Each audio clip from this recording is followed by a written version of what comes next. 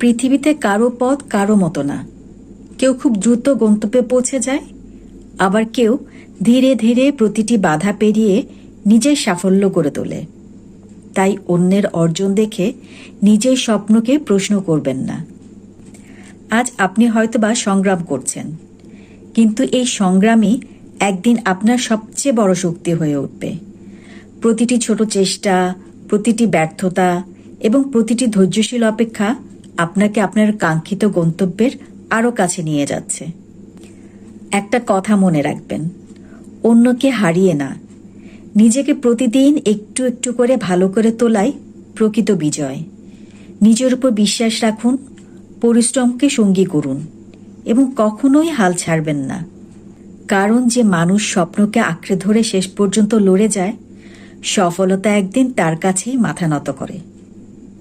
নিজের গতিতে চলুন, নিজের আলোয় জ্বলুন। একদিন আপনার জীবনটাই প্রমাণ করবে ধৈর্য, পরিশ্রম আর আত্মবিশ্বাসের কাছে অসম্ভব বলে কিচ্ছু নেই।